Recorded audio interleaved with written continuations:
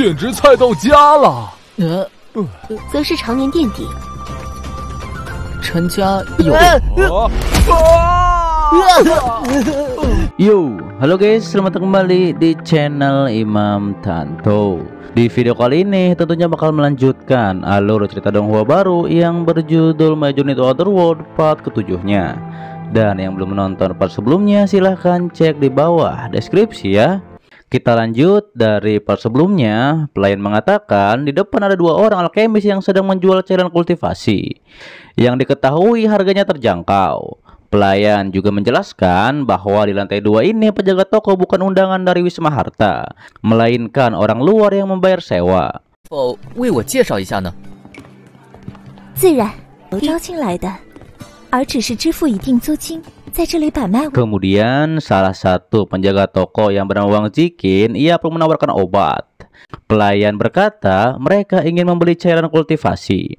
Hingga pada akhirnya Chen Lo pun membayar 2 botol 100. Chen Lo pun bergumam 300 sisanya akan ia gunakan untuk membeli arak. Ya, 要多少？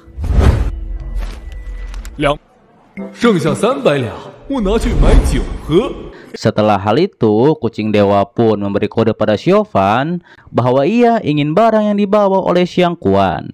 Dikarenakan Xiaofan tidak bisa melakukannya, kucing dewa pun langsung mencakar Xiaofan.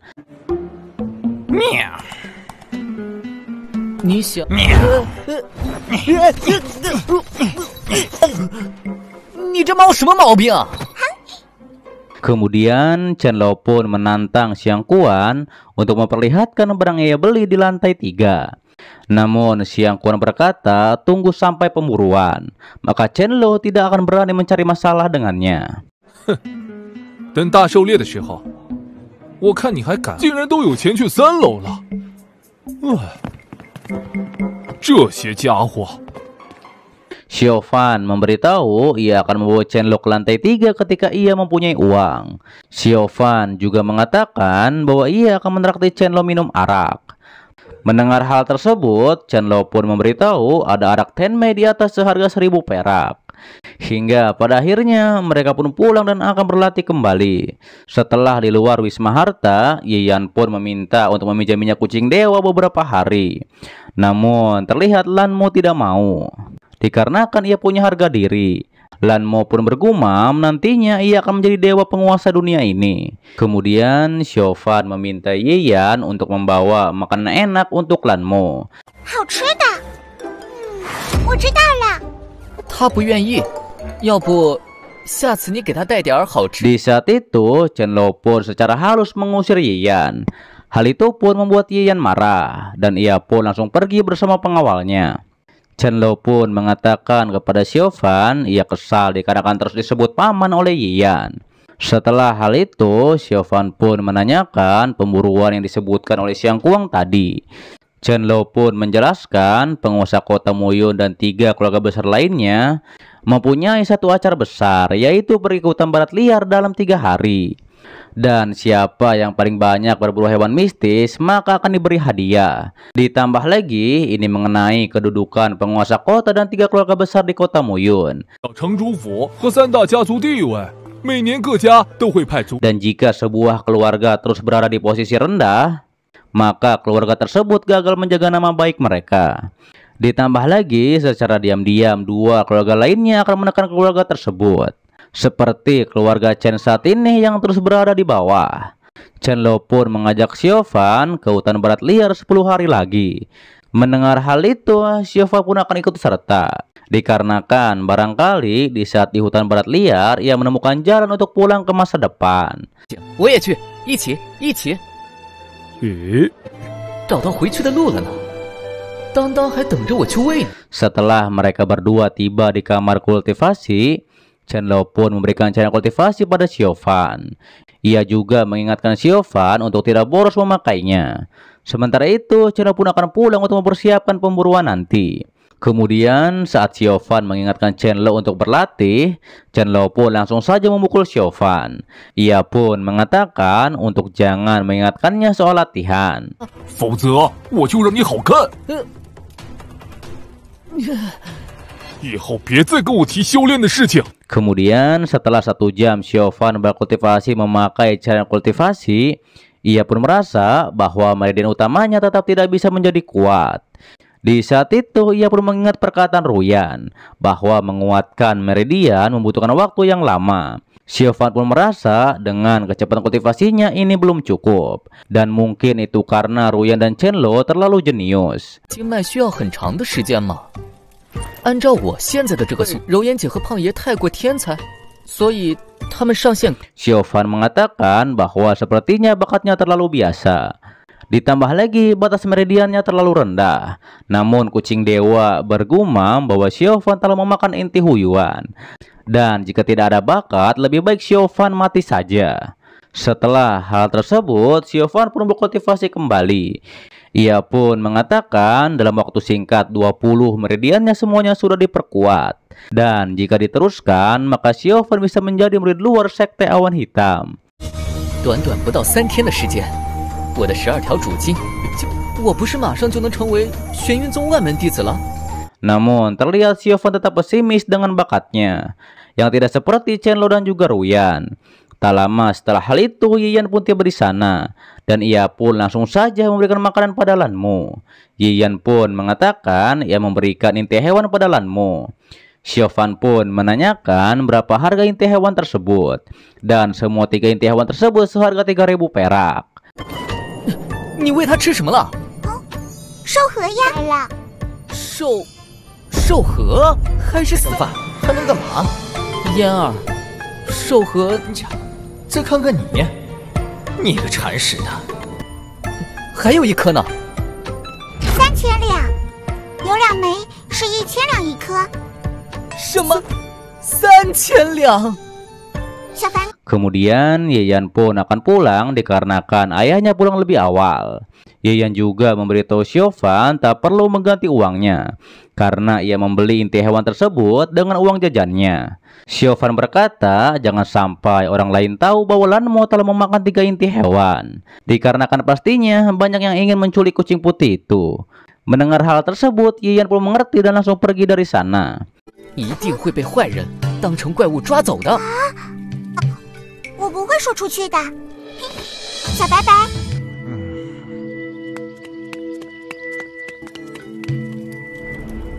Setelah hal itu, Xiaofan pun menjadi marah pada Lanmo dikarenakan ia telah menghabiskan 5.000 perak hanya untuk makan.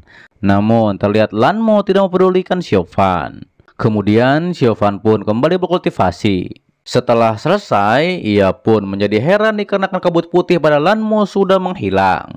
Ia pun mengatakan Lanmo bukan seperti kucing biasa. 修炼了1下午。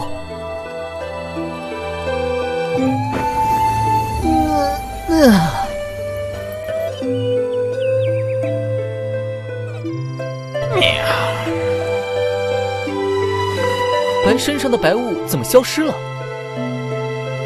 真是越来越不像一只猫了。 Mendengar hal itu, Lanmo pun langsung menjawab, ia memang bukan kucing biasa. Hingga pada akhirnya, Xiaofan pun menyadari bahwa Lanmo lah yang berbicara. Lanmo pun memberitahu bahwa ini merupakan telepati. Ditambah lagi, Xiaofan telah memakan hartanya. Setelah mengingat bola waktu itu, Xiaofan pun tahu bahwa hewan pendampingnya hanya seekor hewan bodoh. 你是说那颗珠子？难道说你现在就是我的半生兽，把我带到这个鬼地方来呢？那我可真是难为你。我的半生兽竟然是一只只会卖萌的蠢猫。 Tapi Lanmo berkata bahwa ialah hewan dewa yaitu Baihu. Namun ketika Xiaofan meminta buktinya, Lanmo pun tidak bisa membuktikannya. 爱信不信。啊！ Hal itu pun membuat Xiaofan kesal. Ditambah lagi dikarenakan Lanmo lah yang menyebabkan alat jiwa hewan rusak, yang menyebabkan Xiaofan gagal mendapatkan raja hewan.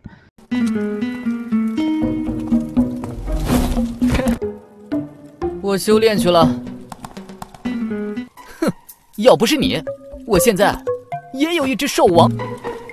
懒猫。Setelah hal tersebut, Xiaofan pun berkultivasi kembali sampai 4 hari. Setelah 4 hari berlalu, Xiaofan pun berhasil memperkuat 12 meridian utama dan juga 8 meridian. 淬炼完12主经和7经8脉，花了3个月的时间，全部淬炼，前后一共才花了5天不到的时间。 Kemudian Xiaofan pun pergi menemui tetua Chen Xian. Ia pun mengatakan ia mempunyai masalah dalam latihan. Dan ia pun meminta penetua Chen Xian untuk mengajarinya. 小凡， 修炼上的问题想请教你。 Mendengar hal itu, penetua Chen Xian pun menyuruh Xiaofan untuk menyebutnya Bibi Xian. Terlihat dia juga sedikit menggoda Xiaofan. Kemudian Xiaofan menjelaskan ketika ia memperkuat meridian sepertinya salah ketika menguatkan. 修炼不通儿戏，有什么不懂你就问吧。 淬炼经脉的时候，好像出问题了。 Walaupun sudah mengikuti perkataan Ruyan, namun kecepatan penguatan meridian Xiaofan terlalu cepat. Xiaofan pun memberitahu ia sudah siap menguatkan 12 meridian utama dan juga 8 meridian khusus. Mendengar hal itu, penetua pun terkejut. 和7经8脉都淬炼完成了。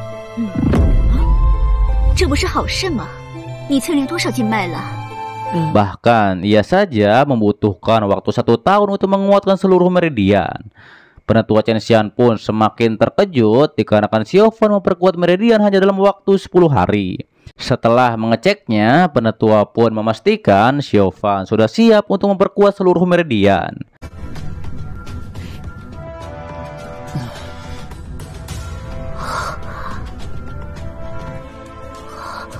的确淬炼完成了。 Penetua pun bertanya apakah Xiaofan pernah menelan suatu harta. Namun Xiaofan berbohong bahwa ia tidak pernah menelan harta kecuali cairan kultivasi. Xiaofan mengatakan mungkin itu dikarenakan bakatnya terlalu buruk. Mendengar hal tersebut, penetua Chen Xian pun berbohong. Ia mengatakan itu dikarenakan pengaruh cairan kultivasi. Ia mengatakan hal tersebut dikarenakan tidak ingin membuat Xiaofan menjadi sombong. 让他太过骄傲，否则他今后的修炼之路将会变。你呀，资质还是太差。 Namun Lanmo bergumam bahwa jelas itu dari inti huyuan miliknya yang ditelan oleh Xiaofan. Penetua Chen Xian pun menyuruh Xiaofan untuk memperkuat dasar kultivasinya sebelum perburuan besar dimulai. Hingga pada akhirnya Xiaofan pun akan pulang untuk berlatih kembali. 啊，那个，陈贤， 在狩猎途中被凶兽撕咬，最终殒命途中，小凡真的出血了，可惜你看不到。 休息了。 Setelah pulang, Xiaofan pun langsung mengeluarkan token pejuang yang diberikan Kakesan waktu itu. Setelah hal tersebut, Xiaofan dan lainnya pun pergi ke pasar kota untuk membeli persiapan sebelum pemburuan tiba. 不是废话吗？马上就要到大狩猎了。哟，今天好热这的。舞者，跟过来凑热闹的外人吗？ 说了， Ruyan pun menjelaskan hadiah terbesar disiapkan untuk juara 1. Dan beberapa tahun ini, pihak penguasa kota lah yang menjadi juara pertama. Sedangkan keluarga Chen selalu menjadi juara terakhir. Mendengar Chen Lo dan Xiaofan menyebut keluarga Chen lemah, ia pun langsung menendang mereka berdua. 陈家有那么菜吗？ 我就要你们好看。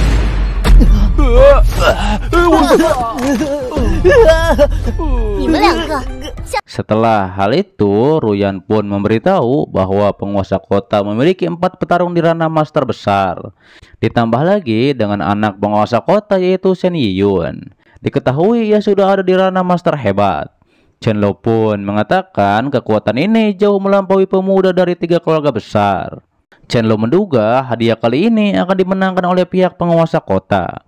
Mendengar hal itu, Ruyan pun langsung saja mengajar Chen Lo, dikarenakan mengatakan hal tersebut.